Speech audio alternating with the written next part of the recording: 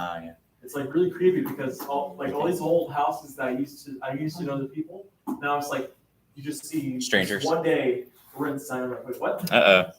Hey folks, From the landlord. here I'm starting the live stream. Hey, it is October the 13th, and we are going back into our lecture over supply and demand, how they meet.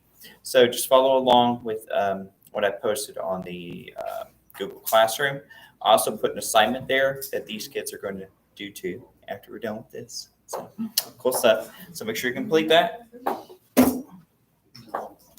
But yeah, I mean, there's price floors on quite a few things. So, and that can either be through taxation, or sometimes it can, in some countries, it's just arbitrary, like especially food items. So like you can't charge less than $2 per ounce of rice or something like that, you know?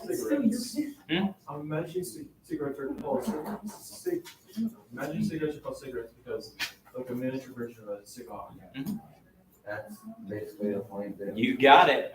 Yeah. Kind of like a miniaturette There's also cigarette. It's so funny whenever you look at the history of cigarettes because it's like this multi-chain, like it's like one pipe would lead to multiple cigarettes, or like a cigarette with like an umbrella on it to hide from the rain.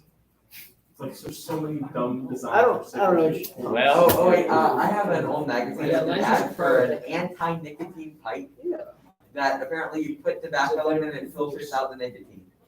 Which Fake- makes no fake sense. news. Of course it's Fake fake. It's news. 1911. It's Fake news. obviously fake. It's some. It's you know, snake oil. No way, that's It's possible. literally snake oil. Huh. But an anti-nicotine pipe, and it has a picture of a pipe with a big X across it. It's funny. It's That's funny that awesome. in 1911 they knew that nicotine was a problem, and Yeah. most of us are just now figuring that out. well, they knew it was a problem back in England when the shipment started to first come in during Elizabeth I's reign. How did They they already know had. There's church sermons against them because it was making people sick. How did they know that like the specific chemical? was- Oh, How'd they figure by it out? 1911, they were better about discovering like different chemicals within items. But I mean, Alchemical reaction. yeah, And then chemistry was later- taken off pretty well by then. Nowadays, we- They're actually people pretty smart. We weren't caves until like 3 years ago. Yeah. I mean, things. Not a lot of things were common knowledge and stuff like that. Of course, there were fewer people, maybe per capita, who were trained in science. Clever names. And whenever we learn knowledge, we store it and push it on to the next generation. Hopefully. All right, moving right along, kids. Next one. So, changes in equilibrium. This is the point where supply and demand meet. It can happen for 3 reasons. So, let's see, reason number 1. Well, all right, so the first reason for change in supply, excess supply leads to a surplus. So a surplus is when you have usually I think of like grain storage, right? So you have like a lot of things like wheat, rice, or corn.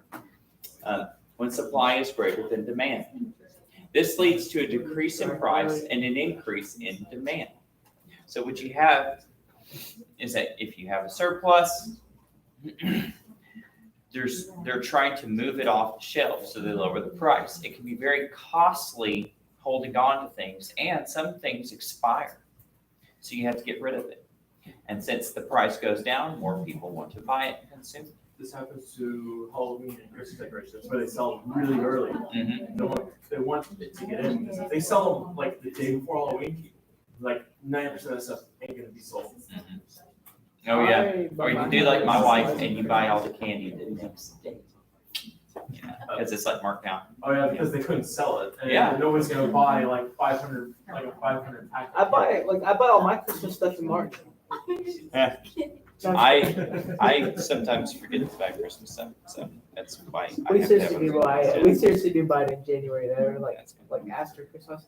Because When it's cheaper. Biden becomes senator. I mean, just like I bought this backpack like after school had been. Everyone knows it's marked down price. The store We will knows. have Christmas every That's day. right. The store knows that people will buy them at the marked down price. Oh my But the God. problem is that they're paying for the value of it. They're having to mark it down lower than Yeah. I mean, it's like if it's something like that you consume, it's a little different. But yeah, if it's like a Halloween mask, I mean, that's kind of like. Like I went to suggested in Florida during November during Thanksgiving, Mhm. and I saw the dollar store there, and there was just, everything was Halloween masks were abandoned for like $1.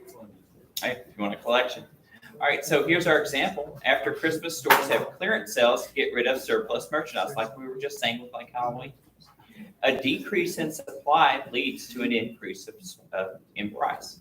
So if something's like rare, if everybody wants a certain costume and it flies off the shelves and there's a lot less of them, well, the few that are left are definitely going to have their price knocked up. This leads to a decrease in demand because not everybody wants to spend that higher price. Like, so if you think of the RTX GeForce 380, it's like the newest, brand newest. Is that a video card? Yeah, it's like a graphics card, but it's like the I newest heard one. G4. It's like the newest one. But the thing is, Guinea pigs. like 5 minutes, like everybody was just holding, like it was like a Mexican standoff. Everybody was just waiting until the exact Well, moment that's that kind the of page racist. loaded That and was saying, kind of, yeah. hey, you can buy this now. I think it was 2 or 5 minutes after One time I said next to After, the- like, lunch? Yeah. sold out. I thought G-Force was a guinea pig movie. Ah, there you go. Even better. All right, let's go to the second one out of 3. Changes in demand. So first we had changes in supply, now changes in demand. If there is a shortage when demand is greater than supply, prices rise, which increases supply and decreases demand. So like we just said, if there's less of something because it's selling out. For example, Tickle Me Elmo dolls sold out of the stores. So eBay price of dolls skyrocketed. Of course, this was like really a big thing, like what, like 10, 15 years ago? Scalpers. Yeah, so then you have scalpers and stuff like that, or you'll have knockoffs try to get in there and scam people. When demand falls, suppliers cut prices and find a new equilibrium. So that's what it's all about, finding that equilibrium. Well, what about like that? What happens with that? Like, just like you were kind of mentioning, like, they Yeah. still are like supplying a lot because there used to be a big demand, but now there's like no demand anymore because they're not that. So that would definitely be a change in demand, like if it's something like fashion, right? It's like sometimes it just seems like just over one season, it's over and nobody cares anymore. And like one thing that I kind of remember, are there's like fidget spinners everyone had to have, and like I don't even remember. Yeah, they were everywhere. Whatever that was, eighth grade. And I remember like at first, you know, there would be like a couple of people in class maybe that had them, and like everybody wanted them. But then pretty soon, everyone's like, even vendors that that normally just sold like old stuff, Yeah. would just have like 10 little fidget spinners they were trying to sell because everyone would sell them. No, it's But then after a while, they were just stuck with them. Everyone was stuck with this. Oh, yeah. With them. That is Everyone was stuck called, with them. Mark, that is called a fad. That's what I just said. it's bad. Yeah, that's pretty how Chris described it. Yeah, so yeah, I could definitely see that happening. Yeah, you could probably buy fidget spinners a lot cheaper now than you could like say 4 years ago. Yeah. Right. Technically, everything's divided. Yeah. All right, moving right along. Let's go to Food isn't Nope. bad, Michael. Not anymore Food time? isn't bad. Okay. All right, so 3 out of 5 changes in price. As prices change, supply and demand will both change. So, of course, the cost of an item can be influenced by supply or demand. But if a price is just changed just because, like let's say you're trying to find that equilibrium for between supply and demand, you might change the price. Wouldn't you agree with me that music isn't a fad? Maybe a specific genre. or The artist genres is. of music are fad. Yeah, but not Ragtime, music. jazz, swing, those have all died out. Yeah, so has like. Yeah. They have died out just as much as a lot of other genres, like disco. This was died out. I mean, Disco they're died. like, honestly, like. even, Sometimes they have resurgences. But yeah. Sometimes, Yeah, but it's like like there's- really short. There was Yeah. a big ragtime resurgence, to like the 50s and 70s, not big, but big enough that it got a lot of new channels. And And recently, there's still ragtime, like. and recently there's been a remix thing where they would get swing and electro swing. Oh, I heard that. Oh, that sucks so bad. I can't stand it.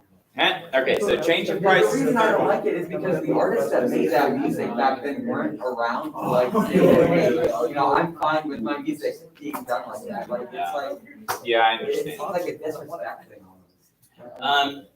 Yeah, I get it. I get it. I mean, of course, when you think about it, people do that with classical art and classical music, and they've been doing it But, for a while. it's same for classical music. A lot of them, would like that. Especially the thing is too, is that it's recordings of them a lot of the time that they use. It's not just like your compositions. Yeah. Compositions are usually up to interpretation. Well, what about You're gonna this? hate Jock Jams. Music artist Jock Jams. Well, I mean, I heard that the other day. I heard about a commercial where parents took, what's it called, like deep fakes or whatever. Oh, yeah. They had a deep fakes of their son's likeness and voice, and they put him in a commercial. And it wasn't really their son talking, but it looked like their son. It sounded like their son. Deepfakes are a huge thing on the internet right now too. Like, you'll be like, oh, look, a cool video about like some guy that I like to watch. And it's not real.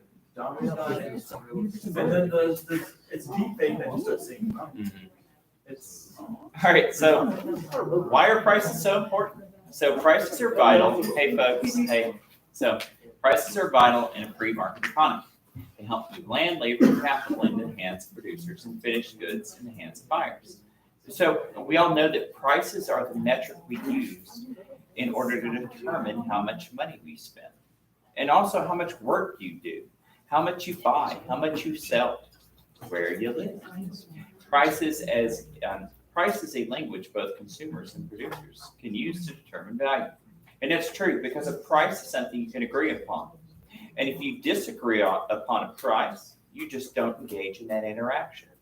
So if you say this is too expensive, you just don't buy it. You disagree. so, thanks to, I've actually recently gotten into trading my game together. Uh-huh. And I'm constantly bartering prices and trying to lower them as low as I can, so I can get an item for the lowest possible price. Problem is, also in the game, it's so easy to get the actual currency.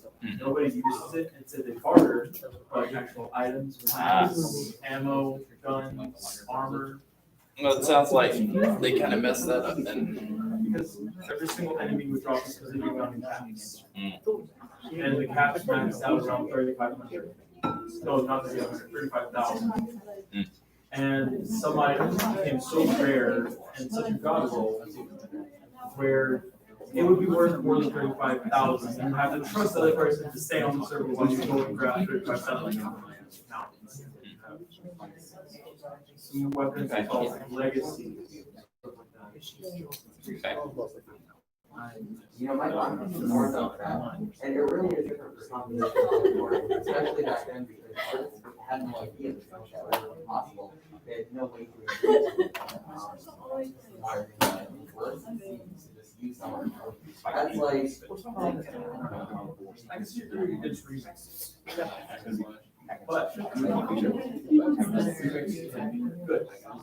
Back life soft. Hey, folks, we're going to do 2 more of these and we'll give you your assignment. I mean, that's the question, would rather have something die off and not be appreciated anymore, but not see what the artist and because I know a lot of these are real bad.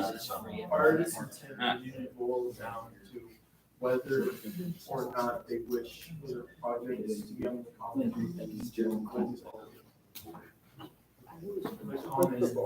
I mean, but back then, that wasn't an earlier concept of recording, a lot of them were recording. Hey, you ready to move on to the next one? Yeah? All right. So we're going to do 2 more. Here's one of them. So advantages of price. Prices act as incentive. Prices communicate to buyers and sellers whether goods or services are scarce or easily available.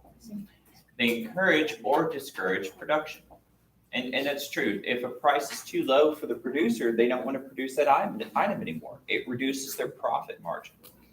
And of course, if a price is too high, it discourages people from buying items.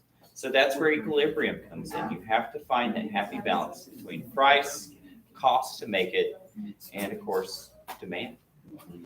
Prices can also act as signals. Prices act like a traffic light. A high price, which is a green light, tells producers to make more, while a low price red light tells producers to make less. But as we've seen, that also affects the buyer as well.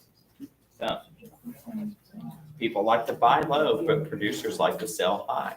And that's where they have to find the balance.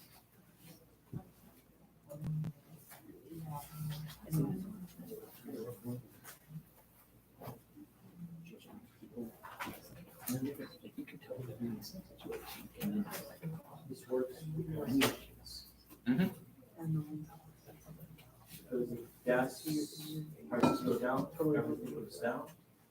But if gas prices go up, it's just to see who can sell them lower. Yeah, So pretty much it's beneficial for both, consumer and producer and seller to sell it for lower because let's say a gas station trying to buy for $2, one $30, one's 28, which really about 28. And third almost the same thing. And then whenever they get to the gas station, the buyer wants to buy it, let's say you guys are next to them. Yeah. One's selling for 248, one's selling for 228. They're gonna go 228. yeah, if all things are equal. I mean, well, petroleum in general is a really sticky one because petroleum can affect prices of goods that you get. Because you need petroleum to run the farms, trains, the big rigs, yeah. Sometimes even your electricity comes from like diesel power plants for a lot of people. So that's like, petroleum is like big. If oil prices go up, the price of almost everything goes up. So, I would never, honestly, want to live next to a nuclear power plant. So if someone decides to leave on there, it'll all of that. And then they just turn them all off. I'm not so worried about it myself. I mean, unless there's like, No, we don't want to live next to it. I don't like. Especially like a neighborhood that constantly switches off all their breakers at once. Because if let's say you get two entire neighborhoods of people on every single light, every single power source, everything. And then all of a sudden, someone just flips the breaker. What's gonna happen? All that power that was going there because it was trying to sustain power, it's just gonna suddenly get cut off and only like a little bit is gonna go in. So, That's gonna be scary because the power plant's gonna be like, wait a minute, hold up. And if nobody's paying attention to the power plant, it's not gonna go well for anybody to get the power plant. that's not, that won't affect it. Because the only problem that they have with nuclear power plants is if they just can't cool off that system well enough. It doesn't really have anything to do with electrical current. Because electricity is made from boiling water, essentially evaporation, which spins a turbine. So I don't think that will affect it. Hey, let's go on to the last one. So once again, 2 more advantages of price. So 3, flexibility of prices. Prices are generally more flexible than production levels and can easily be increased or decreased to reach equilibrium. So yeah, it's hard to shift supply arbitrarily, and it's hard to quickly switch demand either. One has to do with human, the other could have to do with resources. However, price can be changed overnight. Number 4, a price system is free. A distribution system based on price costs nothing to administer. All you have to do is change the number.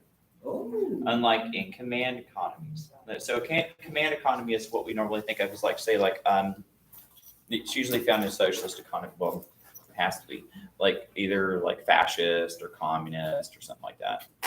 And we'll talk more about that when we get to macroeconomics. November and December is going to mostly be macroeconomics. So talk about capitalist economies, mixed economies, Marxist economies, all that stuff. Can we have a Marxist economy, please? Sure, just go down to Venezuela. You got all the Marxism you can eat.